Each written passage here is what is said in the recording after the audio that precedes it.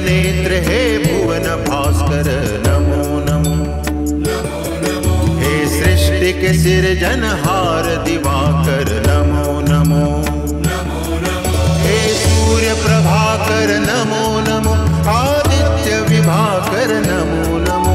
हे भानुतिमिरहर नमो नमो। हे रवि भुवनेश्वर नमो नमो।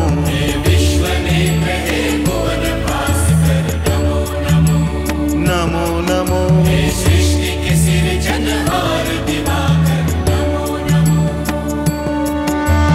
ओम सूर्याय नमो नमः। ओम सूर्याय नमो नमः। ओम सूर्याय नमो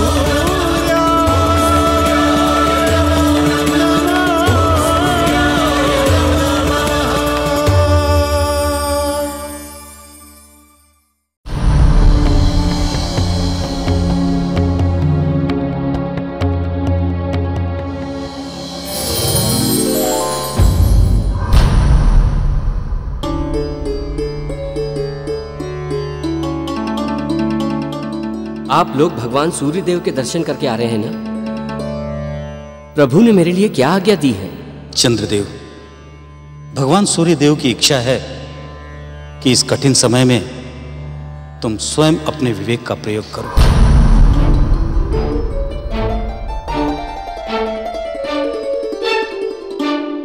भगवान सूर्यदेव की कृपा है कि उन्होंने मुझे इस योग्य समझा।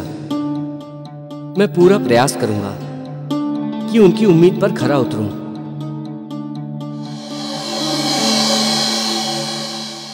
नहीं नहीं, मुझे जाना ही होगा। जब मेरी प्रिया के प्राण संकट में हैं, तो मैं अपने हाथ में हाथ धरे कैसे बैठ सकता हूं? नहीं नहीं, मुझे जाना ही होगा। चंद्रदेव, जाने के पहले देवी रोहिणी ने आपको अपनी सौगंध देकर कहा था कि जब तक मैं ना पुकारूं तब तक वहां मत आना। यदि आप उनकी सौगंध की अपेक्षा कर चले गए तो वो आपको कभी क्षमा नहीं करेंगे।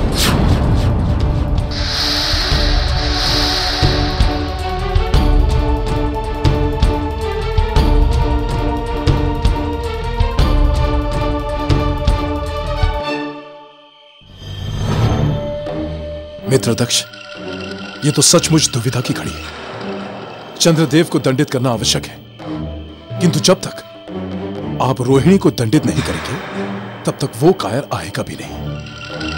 और आप रोहिणी को दंडित कैसे कर सकते हैं? वो तो आपकी प्रिय पुत्री है। माना कि आप न्याय के लिए प्रसिद्ध हैं, किंतु एक पिता के प्रेम के आगे न्याय का क्या मूल्य? क्यों नहीं?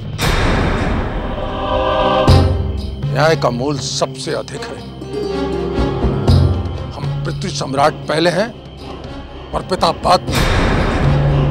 उस दुष्ट अत्रिपुत्र चंद्र को दंड देने के लिए हमें अपनी पुत्री रोहिणी को भी दंड देना पड़ा। हम ये कर्तव्य भी अवश्य निभाएंगे।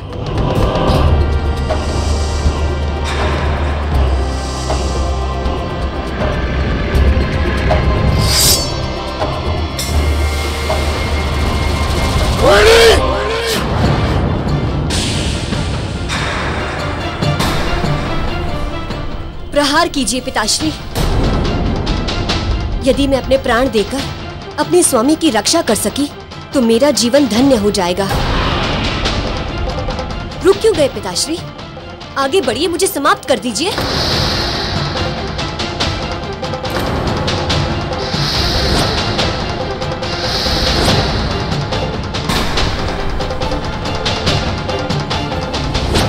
चंद्रदेव से विवाह तुम्हारे जीवन का सबसे सुंदर स्वप्न है। हम इसे भंग नहीं होने देंगे। ठीक है, ठीक है, हम तुम्हें वचन देते हैं।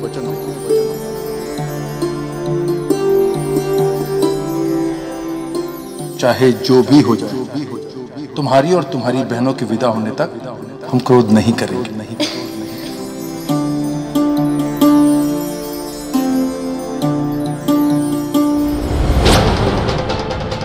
ये मूर्ख सदा अंतिम समय पर पीठ दिखा देता है। नहीं नहीं, हम अपनी प्रिय पुत्री को दंडित नहीं कर सकते, किंतु जिसने हमारी आज्ञा को ठुकराने का दुस्साहस किया है वो अत्रि पुत्र चंद्र हमारे दंड का पात्र है।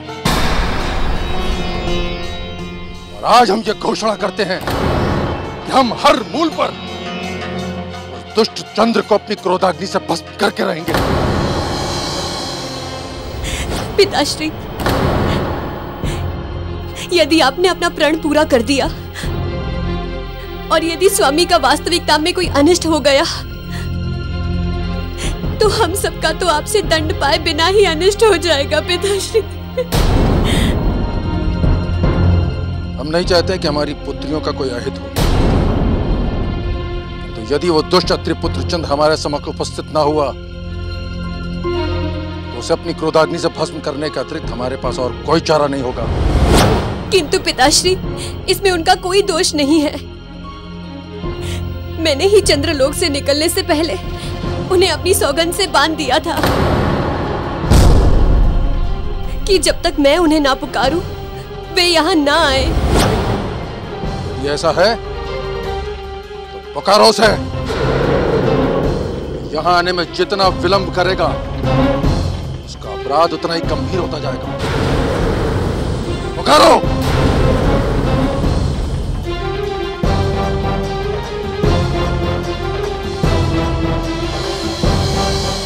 स्वामी, स्वामी, स्वामी, प्रकट हो, प्रकट हो।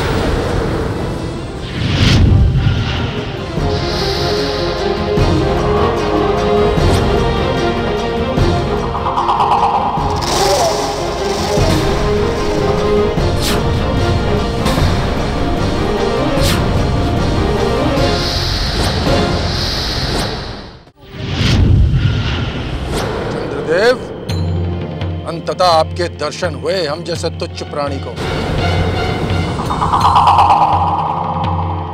आपको क्या लगता था हमारे नेत्रों से ओझल रह करके आप हमारे क्रोध से बच जाएंगे? महर्षि अत्रि और उनकी पत्नी देवी अनसुईया दोनों महाज्ञानी हैं, फिर उनका पुत्र ऐसा ज्ञानी कैसे हो गया? इस पृथ्वी सम्राट के भय से तीनों लोग थर थर कांपते हैं। पहले उसी की पुत्रियों के साथ अन्याय, फिर उसका अपमान। इतनी शिष्टता तो आप समझते हैं ना चंद्रदेव, कि किसी बड़े के पुकारने पर उपस्थित ना होना अभद्रता है, पुकारने वाले का अपमान है।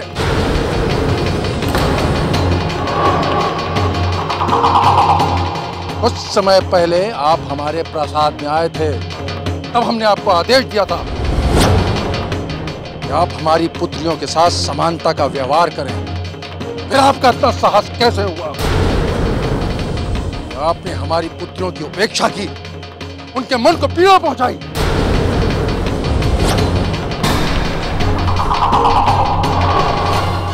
पत्नियों के साथ समानता का व्यवहार करना, अपने से बड़ों का आदेश मानना, उनका सम्मान करना, ये सब सामान्य शिष्टाचार के नियम हैं। देव, क्या आपके माता पिता ने आपको ये नहीं समझाया? प्रजापति दक्ष, क्या आपको किसी ने नहीं सिखाया कि किसी के माता पिता के विषय में ऐसी बातें करना कितनी घोर अशिष्टता है? मेरे और मेरी पत्नियों के बीच में जो कुछ भी हो रहा है वो हमारा पारिवारिक विषय है। उसमें किसी तीसरे को बोलने की आवश्यकता नहीं है। किंतु यदि आप उनके पिता होने के नाते बीच में पड़ने का अधिकार समझते हैं तो ठीक है, मैं आपके सभी प्रश्नों के उत्तर दूंगा। किंतु इस प्रकरण में मेरे माता पिता को बार बार घसीटने की कोई आवश्यकता नहीं है।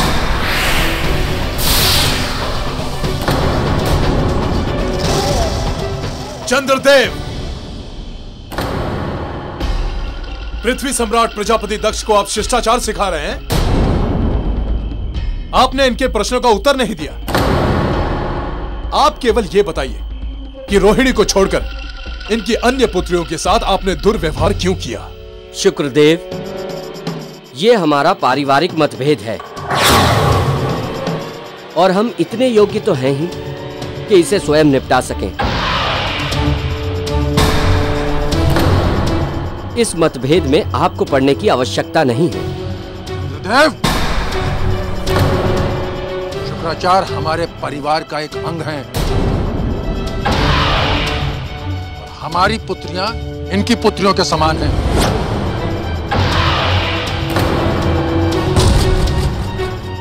इनके प्रश्न का उत्तर दीजिए। प्रजापति दक्ष, मैं पहले भी कह चुका हूं, मैं स्वयं को इनके उत्तर देने के लिए बाध्य नहीं समझता, किंतु यदि यही प्रश्न आप मुझसे करेंगे तो मैं इसका उत्तर अवश्य दूंगा। चंद्रदेव, आप मेरा अपमान कर रहे हैं। जिन्हें अपने मान सम्मान का विचार होता है वो दूसरों के पारिवारिक मतभेद में हस्तक्षेप नहीं करते। शुक्रदेव, बस, बस, बस।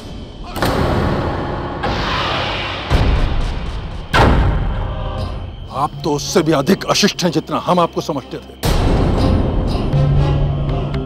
तो दुर्भाग्य से आप हमारी पुत्रियों के पति हैं। आपको दंड देने से पहले हमें अपनी पुत्रियों के भविष्य के विषय में सोचना पड़ता है।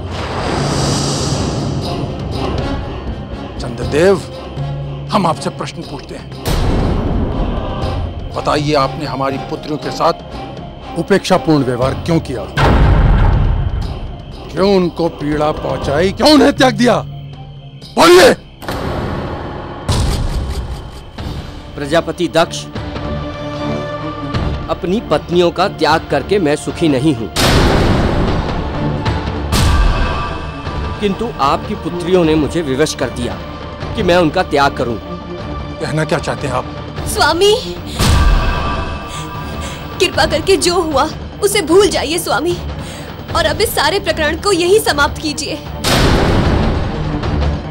देवी रोहिणी, ये बात अब उस मोड़ पर पहुंच चुकी है जिसे स्पष्ट किए बिना समाप्त नहीं किया जा सकता। मुझे आपके पिताश्री को उत्तर देना ही होगा कि उनकी अन्य पुत्रियों ने क्या क्या किया है। प्रजापति दक्ष, मैं आपको बताता हूं कि आपकी पुत्रियों का स्वभाव कैसा है और उन्होंने मेरे लोक में क्या क्या किया है।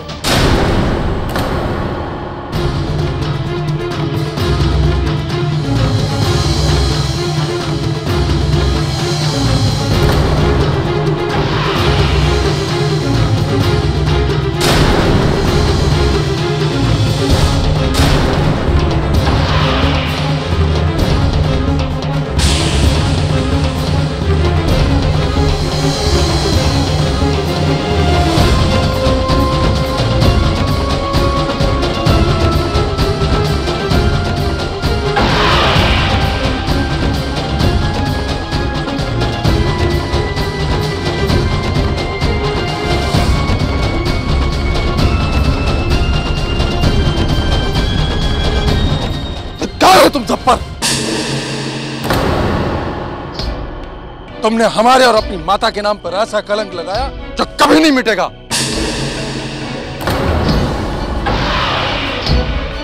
जो कुछ तुम लोगों ने किया, उसके बाद हमारे पास शिकायत लेकर आते हुए तुम लोगों को लाज नहीं आई? मित्र दक्ष, अपनी पुत्रियों को दोष देने से पहले आप मेरी एक बात सुन लीजिए। आइए।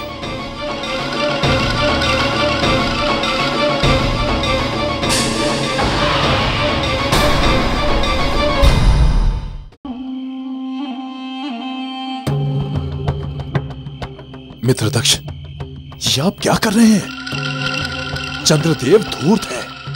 आधी अधूरी कहानी बताकर उन्होंने आपको अपनी पुत्रियों के विरुद्ध उकसाया है। आप क्या कह रहे हैं? आप कहना चाहते हैं कि वो असत्य कह रहा है? यदि ऐसा है तो हमारी पुत्रियों ने उसका विरोध क्यों नहीं किया? नहीं नहीं नहीं नहीं नहीं नहीं, असत्य नहीं मित्र, अर्ध सत्य। और जो ये अर्ध सत्य है वो असत्य से भी अधिक अनिष्टकारी है। तो फिर सत्य क्या है? सत्य तो आपको ज्ञात है मित्र, किंतु उस पाखंडी ने आपको अपनी बातों में उलझाकर सत्य भुला दिया है। और याद करिए मित्र, आपने चंद्रदेव को आदेश दिया था, उसके पश्चात रोहिणी को छोड़कर उन्होंने आपके अन्य पुत्रियों की अवहेलना की, उनके साथ मतभेदपूर्ण व्यवहार किया। ऐसे में उनका आचरण स्वाभाविक है।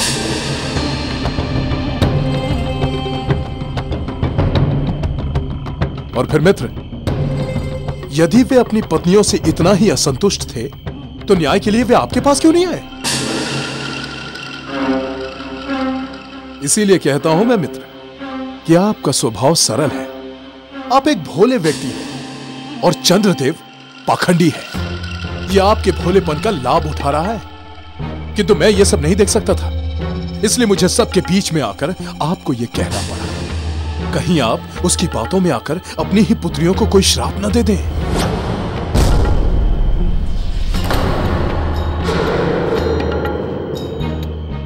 शुक्रदेव, आप हमारे सच्चे मित्र हैं। जब भी हम पर कोई संकट आता है या हम कोई भूल करने लगते हैं तो मार्गदर्शन के लिए आप हमारे सामने खड़े होते हैं। यही तो एक सच्चे मित्र का धर्म है मित्र। मैंने आपको एक बार मित्र कहा है, जीवन भर आपका साथ निभाऊंगा। यदि आप मेरा साथ छोड़ दें तो भी आपके साथ ही रहूंगा। किंतु मित्र, अभी आप चलिए और पहले उस धूर्त से निपटिए।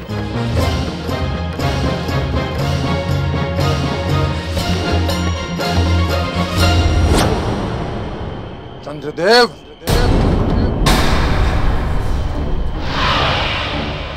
सारी परिस्थितियों पर विचार करने के बाद हम इस निष्कर्ष पर पहुंचे हैं कि दोष तुम्हारा है।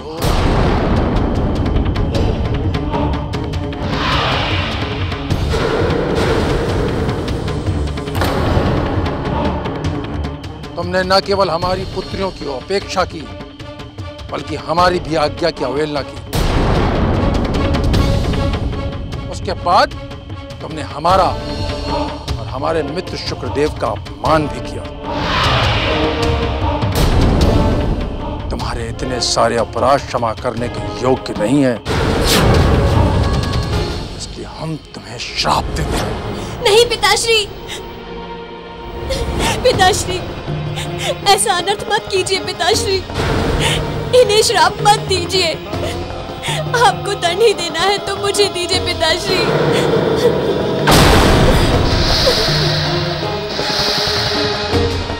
हम तुम्हें श्राप देते हैं।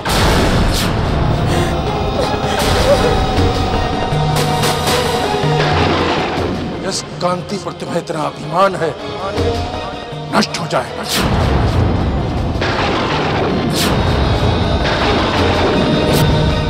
पिताश्री, देव, तुम क्षय रोग से ग्रसित होकर हर दिन घुलते घुलते अंत में मृत्यु को प्राप्त हो जाओ।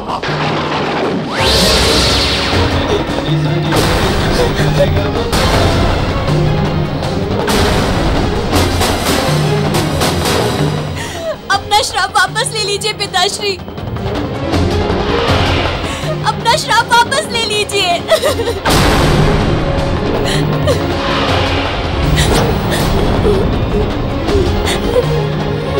स्वामी, स्वामी, स्वामी।